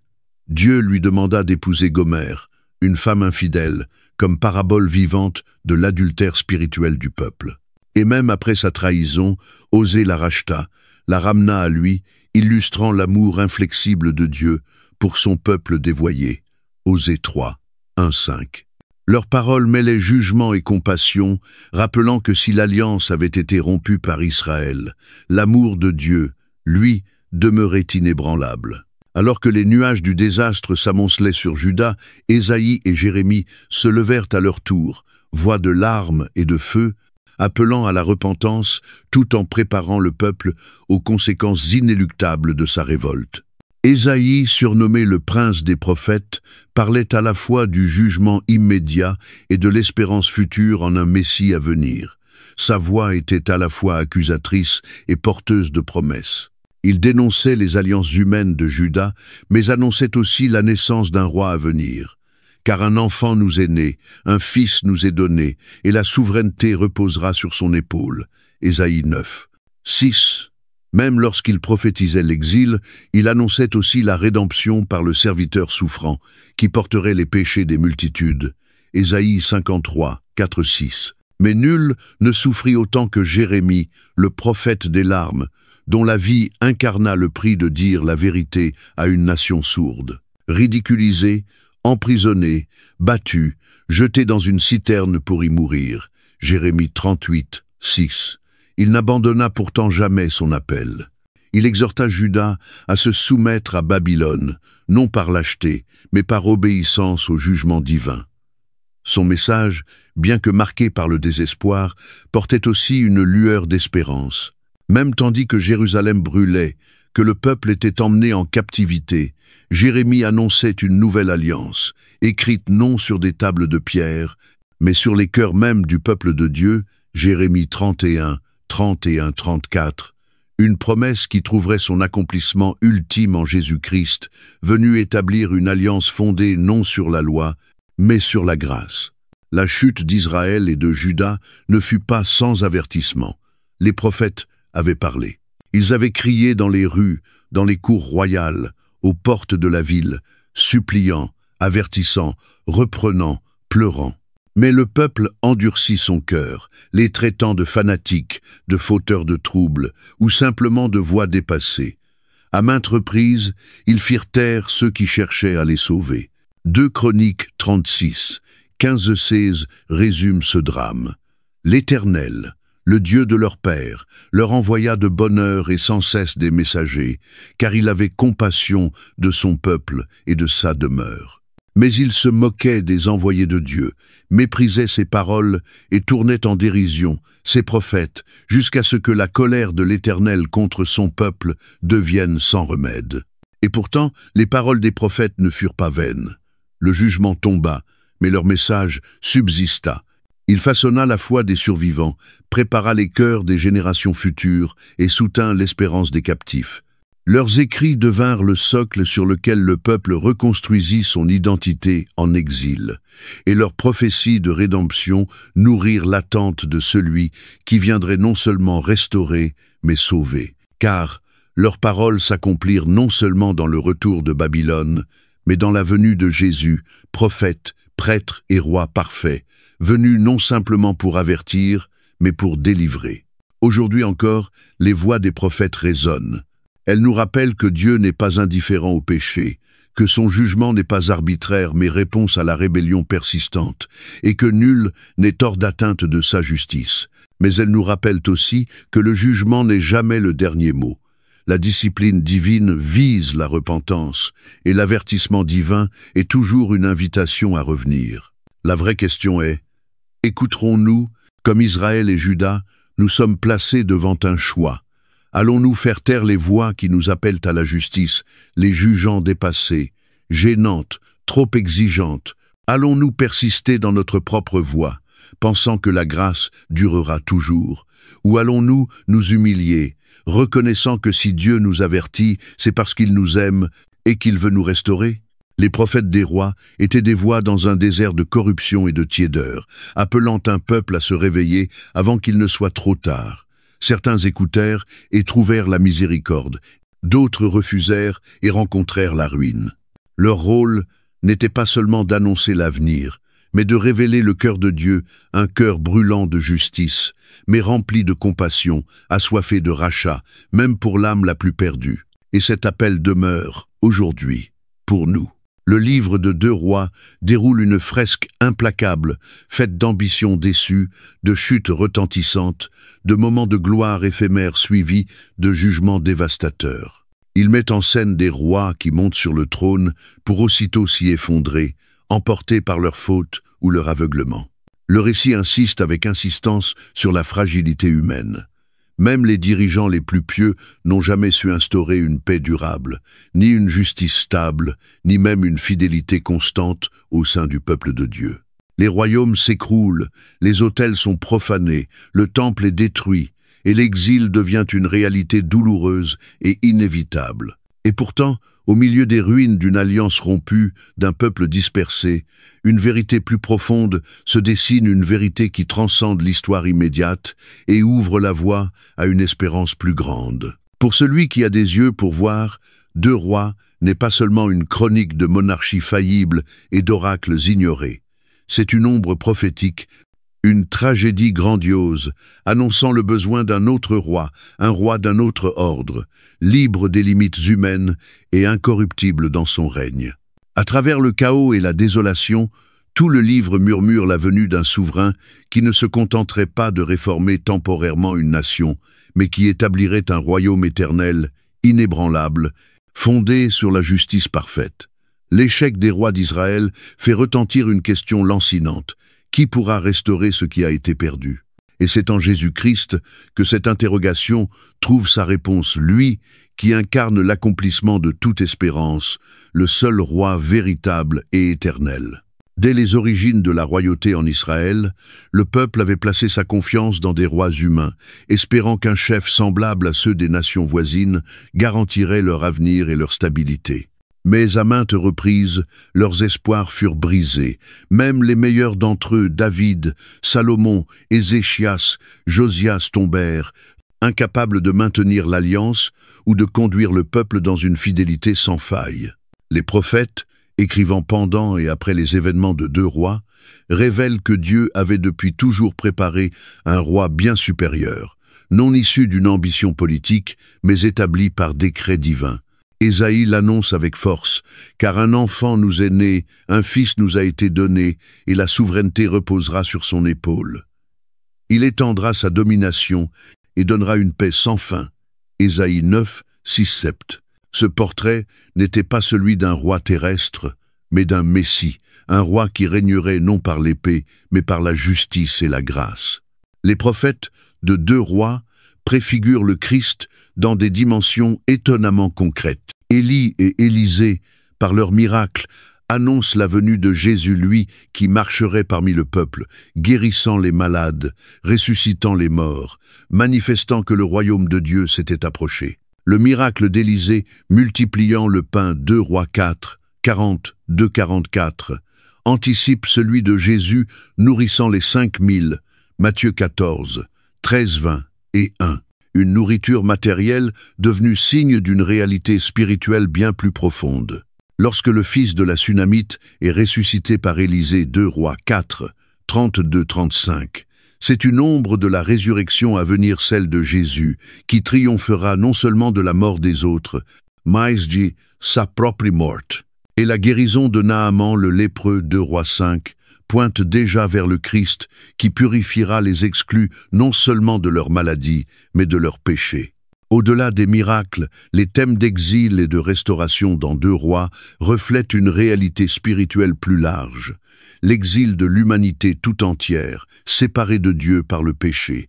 La destruction de Jérusalem et la captivité à Babylone ne sont pas seulement des drames historiques, ce sont des symboles de la condition humaine, de la perte que subit toute âme qui rejette Dieu. Mais comme Dieu avait promis, à travers les prophètes, qu'un reste reviendrait, que le temple serait rebâti, que l'alliance serait renouvelée, ainsi préparait-il aussi le chemin d'une rédemption ultime, non par des murs de pierre restaurés, mais par la venue de Christ, réconciliant l'homme avec Dieu et établissant un royaume éternel. L'un des signes les plus saisissants annonçant Jésus dans 2 Rois apparaît dans les derniers chapitres. Après la chute de Juda, après que le temple a été réduit en cendres et le peuple emmené en exil, un événement discret mais profond se produit. Joachim, roi exilé de Juda, est libéré de prison par le roi de Babylone et placé à sa table, honoré jusqu'à la fin de sa vie, 2 Rois 25, 27-30. Cet épisode, souvent négligé, porte un immense espoir. Joachim, descendant de David, n'est pas effacé de l'histoire. Sa lignée survit, et avec elle la promesse. Lorsqu'on ouvre l'Évangile selon Matthieu, on découvre que Joachim, appelé Jéconias, figure dans la généalogie de Jésus. Matthieu 1, 11-12. Même en exil, même dans l'humiliation, l'alliance de Dieu tenait bon. Le plan du salut n'avait pas été interrompu. Ce moment nous enseigne que la fidélité de Dieu ne dépend jamais des réussites ou des échecs humains. Bien que Juda ait été infidèle, que ses rois aient échoué, que son peuple ait été dispersé, la promesse divine demeurait inébranlable. Le trône de David ne resterait pas vide. Il serait occupé, mais d'une manière inattendue, non par un roi conquérant rétablissant la domination politique d'Israël, mais par un serviteur souffrant, dont le royaume transcenderait les limites du monde. Jésus, né de la lignée de David, ne vint pas pour restaurer une monarchie terrestre, mais pour instaurer le royaume de Dieu, fondé non sur la conquête, mais sur le sacrifice. Sa couronne serait d'épines, son trône une croix, et sa victoire acquise par la résurrection. 2 Rois n'est donc pas qu'un livre de jugement. C'est une œuvre marquée par le désir, par l'attente d'un roi qui ne faillirait pas, d'un souverain dont le règne ne serait jamais entaché par le péché, dont la justice serait parfaite et dont la miséricorde serait infinie. Chaque roi déchu de 2 rois rappelle que l'humanité ne peut se sauver elle-même, que nul système politique, nul pouvoir militaire, nulle sagesse humaine ne peut offrir la rédemption que seul le Christ peut accorder. Le livre s'achève sur l'exil, mais l'histoire, elle, se prolonge car de cet exil naîtra la restauration, non seulement pour Juda, mais pour toute l'humanité. Aujourd'hui encore, les leçons de 2 rois résonnent avec force. Nous voyons des nations vaciller, des dirigeants échouer, la corruption s'étendre et les peuples placer leur espérance dans des systèmes fragiles, oubliant le seul roi véritable. Pourtant, comme jadis, les promesses de Dieu tiennent bon. Jésus-Christ est venu, et son royaume progresse non par la force des armes, mais par des cœurs transformés, par des vies offertes à son règne, par un peuple qui vit non pour ce monde, mais pour le royaume éternel. En contemplant la chute d'Israël et de Juda, l'exil et l'espérance qui suivirent, nous comprenons que l'histoire de la rédemption n'a jamais concerné une seule nation. Elle a toujours pointé vers Christ. Les échecs du passé sont des avertissements, les prophéties sont des balises, et les aspirations non accomplies de l'Ancien Testament trouvent leur achèvement en lui. 2 rois se terminent dans l'exil, mais le récit plus vaste, celui du royaume de Dieu, s'étend à l'éternité. Et en son centre se tient le roi qui ne faillit jamais. Les récits de 2 rois ne relèvent pas seulement du passé ancien, éloigné et déconnecté de notre monde moderne. Ils sont des témoignages vivants qui continuent de parler avec une acuité troublante, lançant des avertissements contre la complaisance, appelant à la repentance et rappelant l'inébranlable fidélité de Dieu. Certes, nous ne nous tenons pas entre les murs effondrés de Jérusalem, ni ne voyons des prophètes invoquer le feu du ciel, mais les réalités spirituelles qui ont façonné le destin d'Israël et de Juda sont toujours à l'œuvre dans nos vies. Les nations s'élèvent et s'effondrent, les dirigeants faiblissent, les idoles réclament notre loyauté et nos cœurs s'éloignent encore du Dieu vivant. Reste alors une question essentielle. Tirerons-nous les leçons du passé ou répéterons-nous ces erreurs? L'un des enseignements les plus immédiats et les plus sérieux de 2 rois est celui des conséquences du compromis, un thème profondément enraciné dans le déclin spirituel d'Israël. Le royaume du Nord ne s'est pas effondré du jour au lendemain, il s'est lentement érodé, insensiblement, à travers une suite de petits arrangements avec le péché. Tout a commencé avec les veaux d'or de Jéroboam, une tentative de rendre le culte plus pratique, mais cela s'est achevé par un abandon total du vrai Dieu et une adoration systématique des faux dieux, rendant le jugement inévitable. 2 Rois 17, 7-18.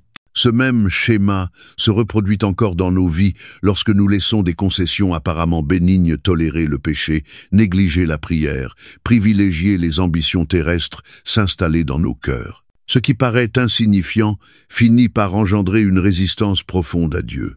Hébreux 3, 12-13 nous avertit « Prenez garde qu'aucun de vous n'ait un cœur mauvais et incrédule, au point de se détourner du Dieu vivant.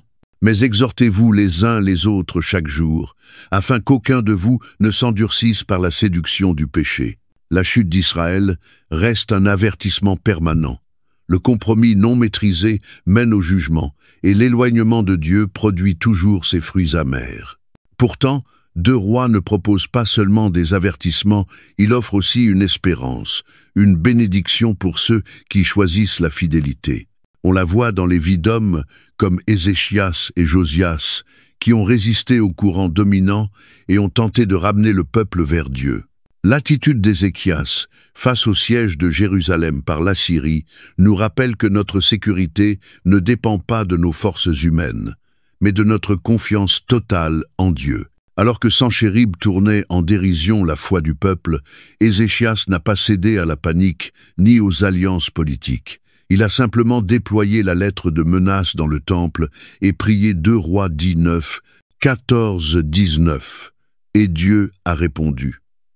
En une nuit, l'ange du Seigneur frappa 185 soldats ennemis, 2 Rois 19, 35-36. Ce récit nous interpelle. Face à la crise, où plaçons-nous notre confiance? Est-ce que nous nous tournons vers Dieu d'abord? Ou bien attendons-nous que tout échoue avant de nous rappeler que lui seul est notre refuge? Le psaume 20, 7 le dit clairement. Ceux-ci s'appuient sur leurs chars, ceux-là sur leurs chevaux. Nous invoquons le nom de l'Éternel, notre Dieu. La foi d'Ézéchias nous appelle à placer Dieu en premier, non comme une solution de dernier recours, mais comme notre fondement dès le commencement. De même, l'obéissance radicale de Josias montre la puissance d'une repentance authentique.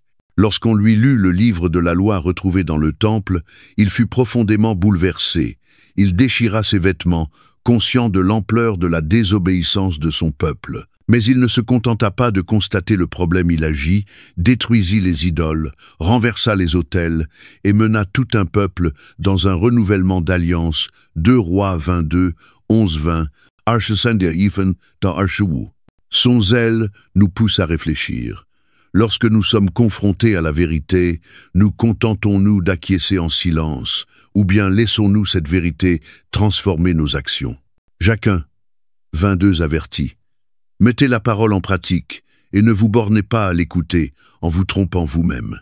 L'histoire de Josias nous rappelle que le réveil commence par une conviction personnelle profonde, mais qu'il ne s'arrête pas là. Il s'étend aux familles, aux communautés, voire aux nations entières. Cependant, malgré ces élans de fidélité, 2 rois se terminent dans l'exil, révélant une vérité troublante. La réforme, si elle ne touche pas le cœur profond du peuple, reste insuffisante. C'est peu être là l'une des leçons les plus saisissantes du livre. Le réveil spirituel ne peut pas être porté uniquement par des leaders, il doit être embrassé par tout le peuple. Juda avait connu des moments de transformation, mais à la disparition des rois pieux, les cœurs se détournaient à nouveau. Ce constat vaut pour nos vies personnelles et nos communautés. Dépendons-nous de mouvements extérieurs, de prédications marquantes ou d'émotions passagères, ou cultivons-nous une foi enracinée qui demeure quand le bruit s'estompe? Le changement véritable n'est pas une impulsion momentanée, c'est une dévotion constante. Le thème de l'exil, enfin, fait écho à la réalité spirituelle de nombreux croyants aujourd'hui. Tout comme Juda fut arraché à sa terre et séparé du temple, le péché nous sépare de Dieu, nous laissant vides, errants, en quête de restauration. Et pourtant, même dans l'exil, Dieu n'a pas abandonné son peuple. Jérémie écrivait à ceux de Babylone. « Car je connais les projets que j'ai formés sur vous, projets de paix et non de malheur, afin de vous donner un avenir et une espérance. » Jérémie 29, 11. Le jugement n'était pas la fin de l'histoire. Par le Christ, nous sommes appelés à sortir de notre propre exil, non pour retrouver une terre, mais pour entrer dans une relation restaurée avec Dieu, devenant citoyens de son royaume éternel, enfants du roi, Éphésiens 2, 19. Enfin, 2 rois nous invitent à examiner nos propres idoles. Nous ne nous prosternons peu, être pas devant Baal ou Astarté, mais l'idolâtrie reste bien vivante. Toute chose qui prend la place de Dieu dans notre cœur, qu'il s'agisse de réussite, de confort, de relation ou d'autonomie, devient une idole. Ézéchiel 14, 3 le dit avec clarté. Ces gens ont élevé leurs idoles dans leur cœur. Me laisserai-je consulter par eux? Les Israélites ne se sont pas détournés de Dieu en un jour. Ils ont dérivé, lentement, en laissant leur affection s'attacher à autre chose. Et ce danger est toujours là. Sommes-nous entièrement dévoués à Dieu, ou notre cœur est-il partagé? Jésus lui-même avertit, « Nul ne peut servir 2 maîtres. Vous ne pouvez servir Dieu et Mammon. » Matthieu 6, 24. L'appel de 2 rois est le même que celui de Jésus. Rejeter tous les faux dieux et adorer Dieu seul. En définitive, 2 rois n'est pas un simple récit ancien. C'est un miroir pour aujourd'hui, exposant les dangers de l'indifférence spirituelle, l'urgence de la repentance et l'immuable fidélité de Dieu pour ceux qui se tournent vers lui. Il nous appelle à rejeter toute dévotion tiède, à demeurer ferme dans la foi même quand tout s'effondre autour, à faire de Dieu notre seul refuge, et à nous rappeler que, bien que les hommes échouent, que les institutions s'écroulent, que les royaumes passent, le règne de Dieu, lui, demeure à jamais. Les avertissements de 2 Rois sont toujours aussi pertinents, mais il en est de même pour son espérance. Oui, le royaume est tombé. Oui, le temple a été détruit. Oui, le peuple a été exilé. Mais Dieu est resté fidèle. Et il l'est encore. Le choix reste entre nos mains comme il l'était pour eux. Écouterons-nous les avertissements ou recommencerons-nous les mêmes erreurs? Mettrons-nous notre confiance dans le Roi éternel ou nous attacherons-nous aux idoles de ce monde? L'histoire a été racontée, les leçons sont claires, et la décision nous appartient. À mesure que les derniers chapitres de 2 Rois se referment, le poids de l'histoire se fait sentir avec force, nous confrontant à la réalité tragique de ce qui arrive lorsqu'une nation, un peuple ou un cœur individuel se détourne de Dieu. Le temple de Salomon, jadis éclatant de gloire et symbole de la présence divine, est en ruine. Les rois issus de David, autrefois choisis pour guider le peuple de Dieu, sont déchus, humiliés. Jérusalem, cité de la louange et de la foi, est réduite en cendres, ses murailles effondrées, ses rues désertes, et son peuple conduit en captivité. Le livre ne s'achève pas sur un dénouement heureux, ni sur un retour soudain à la prospérité, mais dans le silence pesant de l'exil, avec pour seule compagnie les échos des avertissements prophétiques, désormais accomplis. Et pourtant, à y regarder de plus près, si l'on tend l'oreille avec attention, une certitude émerge. Même au sein de la dévastation, l'espérance n'est pas éteinte. La chute d'Israël et de Juda n'était pas la fin du dessein de Dieu. Le jugement qui s'est abattu sur le peuple n'était pas une condamnation irrévocable, mais une miséricorde sévère, une discipline non pas pour anéantir, mais pour purifier, réveiller et ouvrir la voie à quelque chose de bien plus grand. L'exil, aussi douloureux soit-il, n'était pas un rejet, mais une redirection. Il venait rappeler que l'alliance de Dieu n'avait jamais été fondée sur des bâtiments, des territoires ou des trônes humains, mais sur une relation vivante entre un Dieu saint et son peuple trop souvent infidèle. C'est dans ce contexte de désolation que surgit une parole d'espérance, presque inattendue. Les bontés de l'Éternel ne sont pas épuisées, ses compassions ne prennent pas fin, elles se renouvellent chaque matin. Grande est ta fidélité. Lamentation 3, 22-23. Même quand tout semblait perdu, la fidélité de Dieu brillait encore. Le signe le plus subtil, mais aussi le plus puissant que l'exil n'était pas la fin, se trouve dans les derniers versets de 2 Rois. Un détail discret. Joachim, roi déchu, est libéré de prison et honoré par le roi de Babylone, 2 Rois 25, 27-30. Ce geste, à première vue insignifiant, est en réalité un signal prophétique. La lignée de David n'est pas brisée. L'alliance de Dieu avec David, selon laquelle son trône serait établi pour toujours, 2 Samuel 7, 6, tient toujours. Même dans l'exil, Dieu préserve un reste, une lignée, un espoir. Ce fil sera repris, des siècles plus tard, dans l'évangile de Matthieu, où l'on découvre que Joachim-Jéconias fait partie de la généalogie de Jésus-Christ, Matthieu 1, 11-12. La promesse demeure. Dieu n'a pas oublié. Cet acte n'est pas qu'un geste de clémence politique. Il est une annonce, un murmure de rédemption, une promesse de restauration encore à venir. Il rappelle que si le péché engendre des conséquences, les desseins de Dieu ne vacillent jamais. Que, même dispersé, son peuple n'est pas abandonné. Que, même si la ville est tombée, son royaume subsiste. Que, même si les rois terrestres ont échoué, le roi annoncé, le Messie, est toujours attendu. Pour nous aujourd'hui, l'histoire de 2 Rois est à la fois un avertissement et un appel à l'espérance. Elle nous exhorte à sonder nos cœurs, à reconnaître que le déclin spirituel ne survient pas brutalement, mais à travers une série de compromis, de renoncements discrets, d'orientations choisies loin de Dieu. Elle nous pousse à nous interroger. En qui avons-nous placé notre sécurité? Dans nos systèmes politiques, nos richesses, nos capacités humaines?